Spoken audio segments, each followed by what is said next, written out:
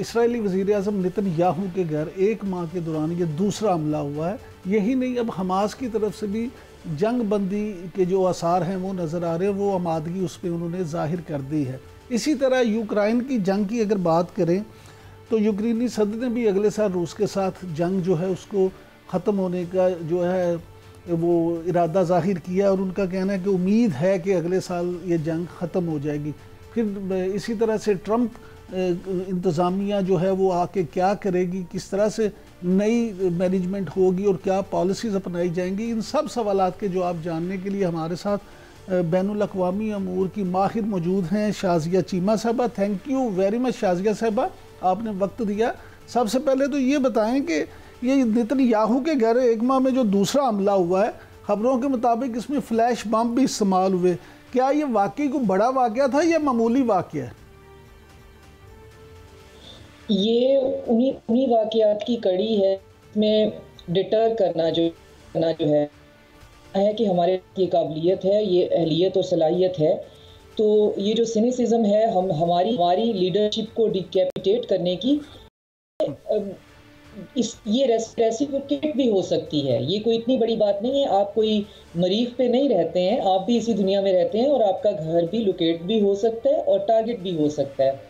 लेकिन इस वक्त दुनिया जो है वो एक भद्दी शक्ल की तीसरी जंग अजीम को नहीं चाहती है, जो कि न्यूक्लियर होगी और पूरी दुनिया को तकरीबन बर्बाद करके रख देगी। तब से भी बहुत बुरी तरह से डिटरेंस जो है वो सामने नज़र आई है, और अब यहाँ पे भी हम इनका मुकाबला नहीं कर पा रहे हैं।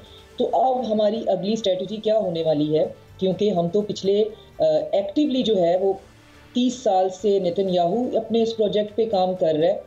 तो हमारे पास अब पीछे जाने का रास्ता कौन सा है, हम आगे कैसे बढ़ने वाले हैं, अमेरिका हमारे साथ कैसे चलेगा, और अगर चलेगा तो फिर हमारी जो है वो मुस्तकबिल की हिकमत अमली क्या होगी। लेकिन ये हमले जो हैं मेरा ख्याल है कि ये डिटर करने के लिए हैं कि ऐसा, क्योंकि जितना जुल्म मचाया हुआ है इसराइल ने कि आप 1 महीने के अंदर अंदर एक ही तहरीक के जो है वो लीडर डिकैपिटेट करते जाओ और समझो कि जी वो लीडरशिप जो है ख़त्म होने से लोग ख़त्म हो जाएंगे या वहाँ पे आइडियोलॉजी ख़त्म हो जाएगी। तो ये भी एक बहुत बड़ा डिफरेंस है कि वेस्ट में लोग इंडिविजुअल्स के पीछे जाते हैं, शख्सियत इंपॉर्टेंट होती है। हमारे यहाँ जो ओरिएंटल और ख़ास तौर पे ईस्टर्न पूरे का पूरा ग्लोबल साउथ जो है, हमारे यहाँ आइडियाज़ इंपॉर्टेंट होते हैं, शख्सियात इंपॉर्टेंट नहीं होती।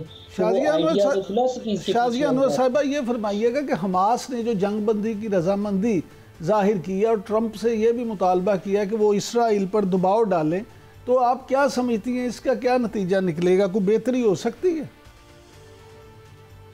हमास ने ये पहली दफ़ा जंग बंदी की हमायत नहीं की है, हमेशा से की है, इसको पब्लिकली होने नहीं देते। जिस रात ये बात तय हुई थी कि सुबह जो है हिजबुल्लाह जो है वो हसन नसरल्लाह का हमने को असैसिनेट कर देना है, उससे एक दिन पहले वो ये बात एग्री कर चुके हुए थे कि हम सीज़ फायर की भी बात करते हैं और हम जंग बंदी की भी बात करते हैं।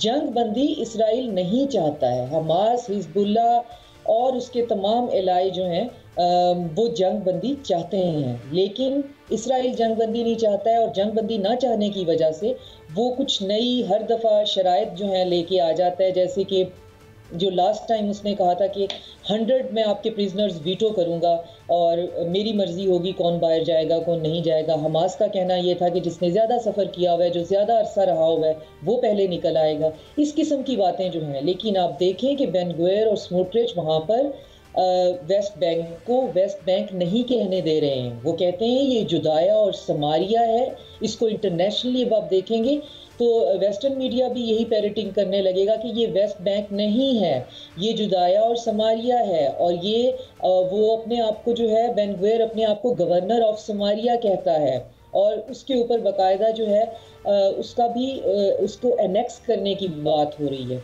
अच्छा शाज़िया साहब, ये फरमाइएगा कि ये जो ट्रंप काबीना और इंतज़ामिया बनाने जा रहे हैं उसमें इसराइल हवातियों की भी काफ़ी तादाद शामिल है, जिसमें वहाँ अमेरिका में बसने वाले मुसलमान जो हैं उनमें काफ़ी गम गुस्सा पाया जाता है।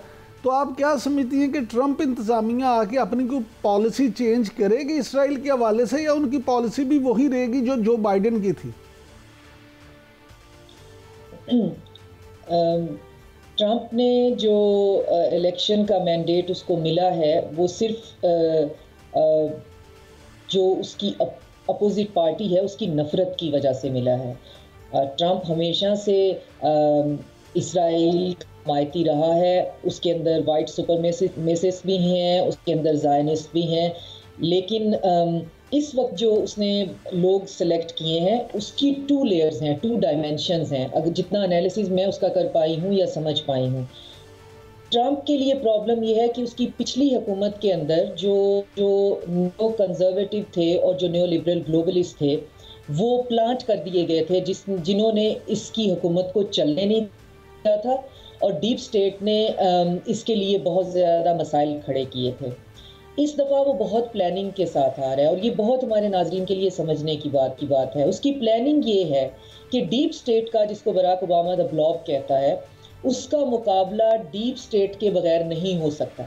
आप कहीं से भी कोई भी रेगुलर लोग जो हैं, टेक पर्सन हैं, कोई और हैं, ब्यूरोक्रेसी में से हैं, डॉक्टर्स हैं, इंजीनियर्स हैं, एक्सपर्ट्स हैं, आप उनको इकट्ठा करके, या नॉर्मल जनरल पॉलिटिशियंस ही हैं और उनका डीप स्टेट से कोई लेना देना नहीं है, तो आप उनको इकट्ठा करके अगर काबीना बनाएंगे तो आप अपनी डीप स्टेट की ओवरहॉलिंग नहीं कर सकेंगे। ट्रंप इस दफ़ा एक पूरा एजेंडा लेके आ रहा है कि पूरी डीप स्टेट और ब्यूरोक्रेसी, जिसमें इंटेलिजेंशिया और जुडिशरी हर चीज़ शामिल है, उसकी A to Z ओवरहॉलिंग उसने करनी है, और ये अपनी तमाम पर्सनल बीफ उसने क्लियर करने हैं, और उसने अपने इर्द गिर्द लॉयलिस्ट इकट्ठे कर लिए हैं।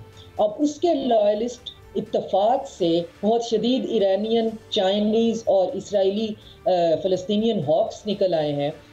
तो उसका पहला एजेंडा ये है कि ऐसे लोग जो हैं वो मैं अपनी काबीना में शामिल करूंगा। एक तो ये कि जिनका पहले से डीप स्टेट से लेना देना होगा, और प्लस फिर इस डीप स्टेट से डीप स्टेट ही टक्कर ले सकेगा।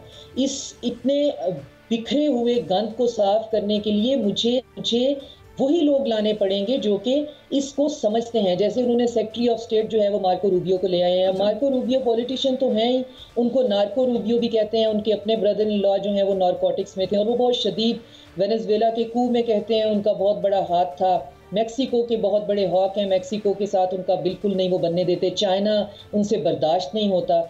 डिफेंस सेक्रेटरी उनके जो हैं वो पीट हेग्सेथ जो हैं, फॉक्स न्यूज़ पे देखे होंगे आपने, वो शदीद ईरानियन हॉक है, और वो यहाँ तक कहता है कि ईरान के कल्चरल सेंटर्स पे आपको न्यूक्लियर अटैक कर देने चाहिए, और उसी स्ट्रेटजी के साथ कि जी जैसे हमास और हिजबुल्ला ने अपने हथियार जो हैं वो हॉस्पिटल्स में छुपाए हुए थे। डॉक्टर साहब ये फरमाइएगा कि ट्रंप ने एक दिन पहले यूक्रेन रूस जंग बंद करने की बात की थी, और यूक्रेनी जो सदर हैं उन्होंने इसकी हिमायत भी कर दी है। क्या पुतिन की तजवीज़ मान लेंगे?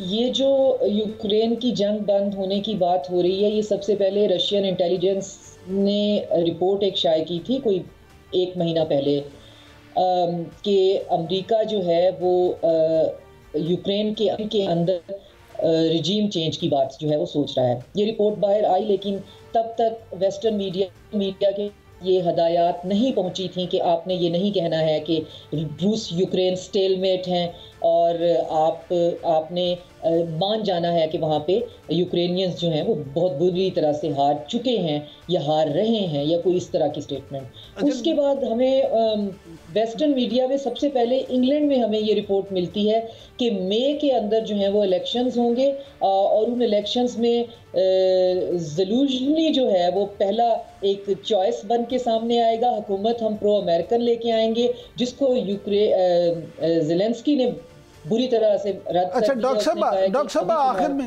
आखिर में सिर्फ ये बता दें कि ट्रंप की नई टीम में भारतीय जो लोग हैं, जिनकी भारत की तरफ जिनका झुकाव है वो वाजे है, आप क्या समझते हैं इससे पाकिस्तान पे क्या असर पड़ेगा?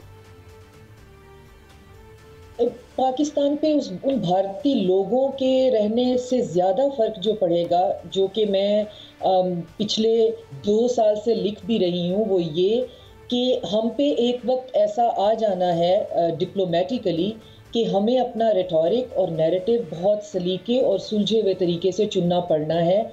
ये बात दूर नहीं है, पूरी की पूरी उसकी कैबिनेट, चाहे वो इंडियन डिसेंट के हों या ना हों, या लैटिन अमेरिका के डिसेंट के हों, वो सारे के सारे चाइना को कंटेन करना और उनका सारे का सारा जो रुख है वो चाइना की तरफ है। तो जंग चाइना में तो आ रही है, और अगर आ रही है तो फिर हमारा डिप्लोमेटिक नैरेटिव क्या होगा, और क्या हमारे पास कोई ऐसी हमें ऐसी कोई हदायत जो हैं वो बताई गई हैं। हम अपनी मर्जी से तो कुछ भी अपने सॉवरेनिटी के हिसाब से बोलते चले जाते हैं, लेकिन हमें क्लियर इंस्ट्रक्शंस भी तो होनी चाहिए ना कि हमारी अपनी डॉक्ट्राइन अब क्या कहने वाली है। सिर्फ ये जवाब तो नहीं हो सकता।